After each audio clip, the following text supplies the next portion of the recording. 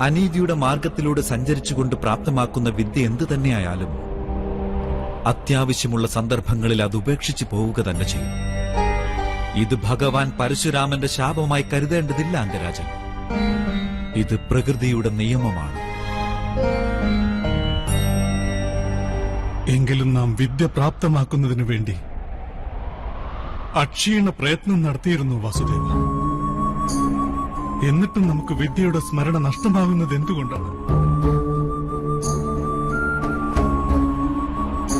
വിദ്യ പ്രാപ്തമാക്കുന്നതിനു വേണ്ടിയുള്ള പ്രയത്നം അങ്ങ് എന്തിനു വേണ്ടിയാണ് ചെയ്തത് അംഗരാജൻ? യഥാർത്ഥത്തിൽ അങ്ങ് വിദ്യയുടെ മഹത്വം എന്താണെന്ന് അറിഞ്ഞിരുന്നുവോ? അതോ വിദ്യ പ്രാപ്തമാക്കിയതിനു ശേഷം സമൂഹത്തിന് നന്മ ചെയ്യണമെന്ന അഭിലാഷം അങ്ങയുടെ ഹൃദയത്തിലുണ്ടായിരുന്നുവോ? അതോ അങ്ങേക്കേറ്റ അപമാനത്തിന് പ്രതികാരം ചെയ്യുവാൻ വേണ്ടി മാത്രമാണോ അങ്ങ് വിദ്യ പ്രാപ്തമാക്കിയത്? വാസ്തവത്തിൽ വിദ്യ പ്രാപ്തമാക്കുന്നതിനു വേണ്ടി പ്രയത്നത്തിന്റെ യാതൊരു ആവശ്യകതയുമില്ല. അതിനു വേണ്ടത് ഏകാഗ്രതയും സമർപ്പണവും മാത്രമാണെന്നറിയുക. ജ്ഞാനമെന്നത് ആത്മാവിന്റെ സഹജമായ ഗുണമാണ്. അങ്ങാണെങ്കിലോ മഹാനായ ബുദ്ധിമാനുമാണ്. അങ്ങ് തന്നെ പറഞ്ഞാലും വിദ്യ ഗ്രഹിക്കുന്ന സമയത്തൊന്നും തന്നെ മനസ്സ് ഏകാഗ്രമാക്കാൻ കഴിയാത്തത് എന്തുകൊണ്ടാണ്? ജ്ഞാനത്തെ മനുഷ്യർ വസ്തുവെന്ന് കരുതിയാൽ, മറ്റെന്തെങ്കിലും വസ്തു പ്രാപ്തമാക്കുവാൻ വേണ്ടി മാത്രം വിദ്യ ഗ്രഹിക്കുവാൻ തയ്യാറായാൽ, അപ്പോഴെല്ലാം ജ്ഞാനം ഗ്രഹിക്കുന്ന സമയത്ത് അവന്റെ മനസ്സിന് സ്ഥിരത നഷ്ടപ്പെടുകയാണ് ചെയ്യുന്നത്. ജ്ഞാനത്തിന് അവന്റെ മനസ്സിന്റെ ഗുണമാകുവാൻ കഴിയുന്നതേയില്ല. അതുപോലെ നിറങ്ങൾ വസ്ത്രത്തിന്റെ സ്വതസിദ്ധമായ ഗുണമല്ല. അതുകൊണ്ടാണ് സൂര്യപ്രകാശമേൽക്കുമ്പോൾ ആ നിറങ്ങൾ മങ്ങിപ്പോകുന്നത്. അമൂല്യമായ ജ്ഞാനത്തിന്റെ മഹത്വം മനസ്സിലാക്കി അത് പ്രാപ്തമാക്കുന്നതാരായാലും അവരുത്തമരാവുക തന്നെ ചെയ്യുന്നതാണ്. എന്നാൽ ഒരു വ്യക്തി മറ്റെന്തെങ്കിലും പ്രാപ്തമാക്കണമെന്ന ആഗ്രഹത്തോടെ ജ്ഞാനം ഗ്രഹിക്കാൻ ശ്രമിച്ചാൽ അവർ ജീവിതകാലം മുഴുവനും ശ്രേഷ്ഠനാണെന്ന മിഥ്യാധാരണയോടെ ജീവിക്കുകയേ ഉള്ളൂ. ഒരിക്കലും ഉത്തമരാകുവാൻ കഴിയുകയില്ല. അങ്ങും ജ്ഞാനം പ്രാപ്തമാക്കിയതാണ് മറ്റെന്തോ ആഗ്രഹത്തോടുകൂടി. ഭഗവാന്റെ ചരണങ്ങളിൽ വസിക്കുമ്പോഴും അങ്ങയുടെ മനസ്സ് ശാന്തമായിരുന്നില്ല. അകലങ്ങളിലിരുന്നു കൊണ്ട് അങ്ങ് അർജുനനുമായി അങ്ങയുടെ പ്രതികാരം നിറവേറ്റുകയായിരുന്നു. ജ്ഞാനപ്രാപ്തിക്കായുള്ള അങ്ങയുടെ ആശ പോലും ഉചിതമല്ലായിരുന്നു. അപ്പോൾ അങ്ങ് ഈ വിദ്യ വിസ്മരിച്ചതിൽ എന്ത് തെറ്റാണുള്ളത് അംഗരാജൻ? നാം എന്താണ് പിന്നെ ചെയ്യേണ്ടിയിരുന്നത് വാസുദേവ? നമ്മുടെ പൂർവ്വസ്മൃതികളിൽ നിന്നും നാം മുക്തനാകുന്നത് എങ്ങനെയാണ്? ഈ സമൂഹം നിരന്തരം നമ്മുടെ സാമർത്ഥ്യത്തെ ചവിട്ടി മെതിക്കുകയായിരുന്നു. നമ്മുടെ ശക്തിയെ ആരും ബഹുമാനിച്ചില്ല. നമ്മുടെ സ്വപ്നങ്ങളെയും ആരും അംഗീകരിച്ചില്ല. സദാസമയവും നമ്മെ സൂതപുത്രൻ എന്ന് വിളിച്ച് അപമാനിച്ചുകൊണ്ടിരുന്നു. ഈശ്വരൻ നമുക്ക് നൽകുന്ന സാമർത്ഥ്യങ്ങളിൽ നമുക്ക് അധികാരമുണ്ട് വാസുദേവ. എന്നാൽ ഈ സമൂഹത്തിന് ഒരു വ്യക്തിക്ക് ലഭിച്ച അധികാരങ്ങളെ നിഷേധിക്കേണ്ട ആവശ്യകത എന്താണ്? നിശ്ചയമായും അതൊരു അപരാധം തന്നെയായിരുന്നു രാധേയ. ജാതിമത വർണ്ണ ഭേദം കാണിക്കുക, ഇത്തരം മിഥ്യായ ഭേദഭാവങ്ങളിലൂടെ ഒരു മനുഷ്യനെയോ അല്ലെങ്കിൽ സമൂഹത്തിലെ ഒരു വിഭാഗത്തെയോ അധികാരത്തിൽ നിന്നും അവസരത്തിൽ നിന്നും സമ്പത്തിൽ നിന്നും ആദരവിൽ നിന്നും ബഹിഷ്കരിക്കുക എന്നത് മനുഷ്യത്വത്തിന് വിരുദ്ധം തന്നെയാണ്. അങ്ങനെയെങ്കിൽ നമ്മുടെ ദോഷം എന്താണ് വാസുദേവ? നമ്മുടെ മനസ്സിൽ അസംതൃപ്തി ജന്മമെടുത്തിട്ടുണ്ടെങ്കിൽ, നാം മത്സരിച്ചിരുന്നുവെങ്കിൽ, കൂടാതെ നാം ബലപ്രയോഗത്തിലൂടെ നമ്മുടെ അധികാരങ്ങൾ പ്രാപ്തമാക്കുവാൻ പ്രയത്നം നടത്തിയിട്ടുണ്ടെങ്കിൽ അതിലെന്ത് ദോഷമാണുള്ളത് വാസുദേവ? വളരെ മുമ്പ് നടന്ന കാര്യമാണ് അംഗരാജൻ. കൃതവീരൻ എന്ന രാജാവിന്റെ പുത്രൻ കാർത്തവീര്യാർജുനൻ എന്ന പ്രശസ്തനായ ഒരു ക്ഷത്രിയ യുവരാജാവ് ജമദഗ്നി എന്നൊരു മഹർഷിയെ വധിക്കുവാനിടയായി. ആ മഹർഷിയുടെ പുത്രൻ എന്താണ് ചെയ്തതെന്ന് അങ്ങേക്കറിയാമോ? വേദനിക്കുന്ന മാനസികാവസ്ഥയിലും അദ്ദേഹം ചിന്തിച്ചു, തന്റെ പിതാവായ ജമദഗ്നി മഹർഷി വധിക്കപ്പെട്ടത് എന്തിനാണ്? എവിടെയാണ് അധർമ്മം വ്യാപിച്ചിരിക്കുന്നത്? അദ്ദേഹം അദ്ദേഹത്തിന്റെ വേദനകളെല്ലാം വിസ്മരിക്കുകയാണ് ചെയ്തത്. സമൂഹത്തിന്റെ ആകമാനം വേദനകളും സ്വന്തമാണെന്ന് കരുതി അധർമ്മികളായ ക്ഷത്രിയന്മാരെ നശിപ്പിച്ചുകൊണ്ട് സമഗ്ര ആര്യവർത്തത്തെയും ശുദ്ധീകരിക്കുവാൻ വേണ്ടി ജീവിതം തപസ്യാക്കി മാറ്റുകയാണ് ചെയ്തത്. അദ്ദേഹം പ്രതികാരം മനസ്സിൽ മാത്രം സൂക്ഷിച്ചിരുന്നുവെങ്കിൽ ഇന്ന് ഭഗവാൻ പരശുരാമൻ എന്ന് അദ്ദേഹം അറിയപ്പെടുകയില്ലായിരുന്നു.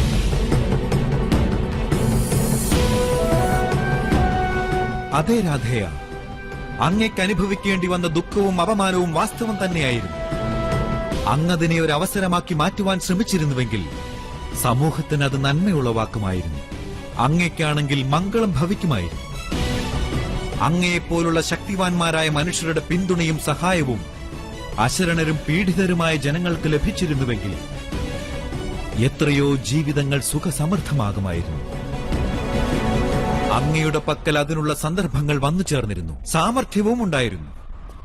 അത്തരം വേദനകളുടെ അനുഭവങ്ങളും അങ്ങയ്ക്കുണ്ടായിരുന്നു. എന്നാൽ അങ്ങയുടെ ജീവിതം അങ്ങ് അവർക്കായി സമർപ്പിക്കുവാൻ തയ്യാറായില്ല. അങ്ങയുടെ ജീവിതം സമർപ്പിക്കുവാൻ തയ്യാറായത് ദുര്യോധനന് വേണ്ടിയായിരുന്നു. അവന്റെ പക്ഷത്ത് അധർമ്മമല്ലാതെ മറ്റൊന്നും തന്നെ ഉണ്ടായിരുന്നില്ല. ഇപ്പോൾ അങ്ങയുടെ സ്ഥിതി ഒന്ന് ദർശിച്ചാൽ അങ്ങ് ദുര്യോധനന്റെ പക്ഷത്ത് നിലയുറപ്പിച്ചു. അങ്ങ് പാഞ്ചാലിയുടെ വസ്ത്രാക്ഷേപം എന്ന പാപത്തിന്റെയും ഭാഗമായി മാറി. അങ്ങയ്ക്ക് അങ്ങയുടെ മാതാവിനെ ബഹുമാനിക്കുവാൻ കഴിയാതെ പോയി. അങ്ങയുടെ 2 സഹോദര പുത്രന്മാരെയാണ് അങ്ങ് രണാങ്കണത്തിൽ വധിച്ചത്. എന്നിട്ട് ഇന്ന് സ്വന്തം ധർമ്മം നഷ്ടപ്പെടുത്തി, സ്വന്തം വിദ്യ നഷ്ടപ്പെടുത്തി, സ്വന്തം സന്തോഷവും നഷ്ടപ്പെടുത്തി സ്വന്തം മനുജന്റെ കരങ്ങളാൽ മൃത്യു വരിക്കുവാൻ സജ്ജനായി നിൽക്കുകയാണ്.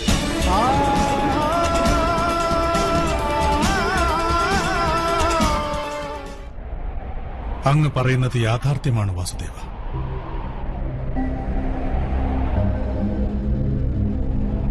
എന്നാൽ നമുക്ക് മിത്രം ദുര്യോധനന്റെ ഉപകാരങ്ങൾ വിസ്മരിക്കുവാൻ സാധിക്കുകയില്ല. എന്തുപകാരങ്ങളാണ് രാധേയ? അങ്ങയോട് മിത്രത സ്ഥാപിച്ചതിനു ശേഷം ദുര്യോധനൻ സമസ്ത ഹസ്തിനപുരത്തിലെയും സൂതർക്കും പീഡിതരായ മനുഷ്യർക്കും വിദ്യ സ്വായത്തമാക്കുവാനുള്ള അധികാരം നൽകിയോ?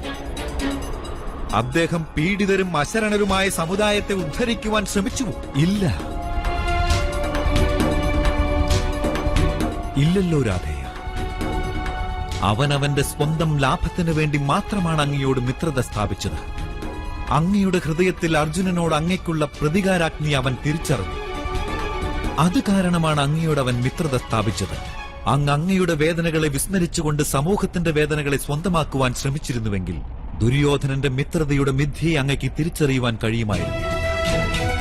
ദുര്യോധനന്റെ ഹൃദയത്തിൽ ഉപകാരം എന്നൊരു വികാരമെങ്കിലും ഉണ്ടായിരുന്നുവെങ്കിൽ അങ്ങയ്ക്ക് ദുര്യോധനനെ മാധ്യമമാക്കി സമൂഹത്തിന് വേണ്ടി നന്മകൾ ചെയ്യുവാൻ കഴിയുമായിരുന്നു. വാസ്തവം പറയുകയാണെങ്കിൽ അതിലൂടെ എല്ലാ അധർമ്മങ്ങളും അപരാധങ്ങളും പൂർണ്ണമായും സമൂഹത്തിൽ ഇല്ലാതായേനെ. എന്നാൽ അങ്ങ് ഈ സത്യം മനസ്സിലാക്കിയതേയില്ല. അങ്ങയോട് അവൻ ചെയ്തുവെന്ന് അങ്ങ് കരുതുന്ന ഉപകാരങ്ങൾക്ക് ഒരു മൂല്യവുമില്ലെന്നതാണ് സത്യം. നാം ഈ ജീവിതകാലം അത്രയും പാവങ്ങൾക്കും ദുരിതമനുഭവിക്കുന്നവർക്കും ദാനങ്ങൾ നൽകിയിട്ടുണ്ട്. നമുക്ക് വേണ്ടി നമ്മുടെ സമ്പത്തിൽ നിന്നും യാതൊന്നും സൂക്ഷിച്ചിട്ടുമില്ല. ദാനധർമ്മം ചെയ്താൽ ഉളവാകുന്ന വാസ്തവിക ലാഭം ദാനം ചെയ്യുന്നവർക്കാണ് ലഭിക്കുക. ദാനം പ്രാപ്തമാക്കുന്നവർക്ക് ലഭിക്കുന്നില്ല.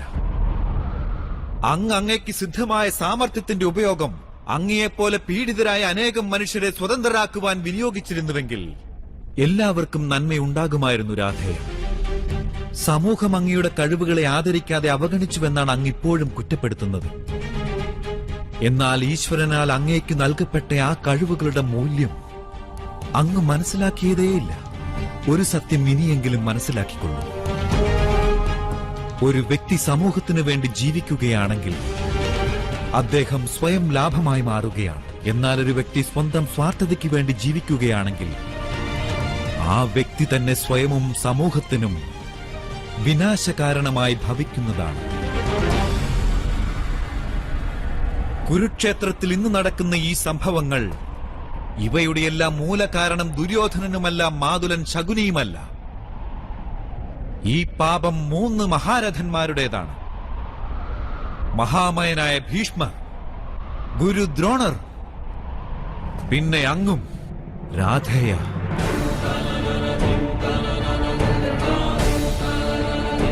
നിങ്ങൾ മൂവരും നിങ്ങൾ വിശ്വസിച്ച ധർമ്മത്തെ ത്യജിച്ചുകൊണ്ട് സമൂഹത്തിന്റെ നന്മയെക്കുറിച്ച് മാത്രം ചിന്തിച്ചിരുന്നുവെങ്കിൽ, ദുര്യോധനനെ സഹായിക്കുവാനായി തുനിയാതിരുന്നുവെങ്കിൽ ഈ യുദ്ധം സംഭവിക്കുകയില്ലായിരുന്നു.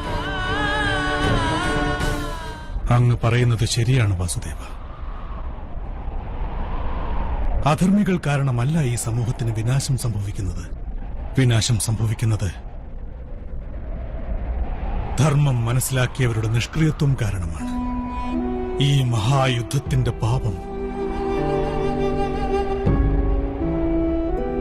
നാം ശിരസാ വഹിക്കുന്നു. ഇപ്പോൾ സമയമായി രാധേയ. അങ്ങയുടെ ദുഃഖങ്ങളെല്ലാം അങ്ങ് വിസ്മരിക്കൂ. അങ്ങയുടെ അധർമ്മങ്ങളെയെല്ലാം ത്യജിച്ചുകൊണ്ട് അങ്ങയുടെ മൃത്യുവിനെ ഇനിയെങ്കിലും സ്വീകരിക്കുവാൻ തയ്യാറാകേണ്ടതാണ്. ഇനി ഇതിൽ മാത്രമാണ് സമൂഹത്തിന്റെയും അങ്ങയുടെയും നന്മ രാധേയ. നാം അങ്ങയുടെ ആജ്ഞ അംഗീകരിക്കുന്നു വാസുദേവ. മൃത്യു സ്വീകരിക്കുവാനും നാം തയ്യാറായി കഴിഞ്ഞു. ഈ പുത്രന് ക്ഷമ നൽകണമെന്ന് നമ്മുടെ മാതാവ് കുന്തിയോട് പറഞ്ഞാലും പാഞ്ചാലിയെ അപമാനിച്ചതിന്റെ കളങ്കം പരിശുദ്ധമാക്കുവാൻ വേണ്ടി നാം നമ്മുടെ രക്തമൊഴുക്കിയിട്ടുണ്ടെന്ന് അവരോട് പറയണം വാസുദേവ. ഇനി ഒരേ ഒരു ചോദ്യമേ ഉള്ളൂ വാസുദേവ. നമ്മുടെ സാമർഥ്യം എന്തെന്ന് തെളിയിക്കുവാൻ നമുക്കൊരവസരം പ്രാപ്തമാവുകയില്ലേ വാസുദേവ?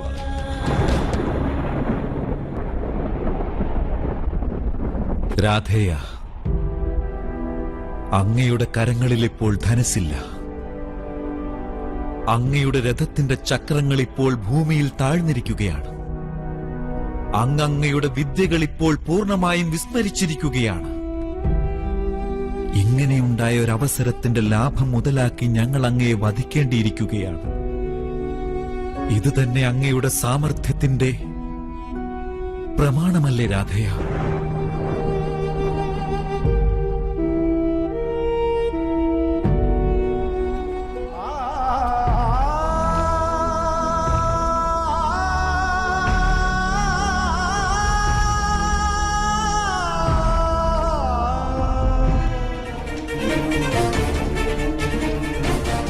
ഇനിയൊന്നും ചിന്തിക്കേണ്ടതില്ല പാർത്ഥ. അംഗരാജാവായ കർണനെ വധിക്കേണ്ടതാണ്. നമ്മുടെ രഥചക്രം ഭൂമിയിൽ നിന്നും പുറത്തു വരികയാണെങ്കിൽ പ്രിയാർജുന, കാലചക്രത്തിന്റെ ചലനം തന്നെ മാറുന്നതായിരിക്കും. നാം രഥചക്രം പുറത്തെടുക്കുവാൻ തീർച്ചയായും പ്രയത്നിക്കുന്നതായിരിക്കും. നാം ഒരു യോദ്ധാവാണ്. അന്തിമ നിമിഷം വരെയും പ്രയത്നിക്കേണ്ടത് നമ്മുടെ കർത്തവ്യമാണ്. എന്നാൽ ഇപ്പോൾ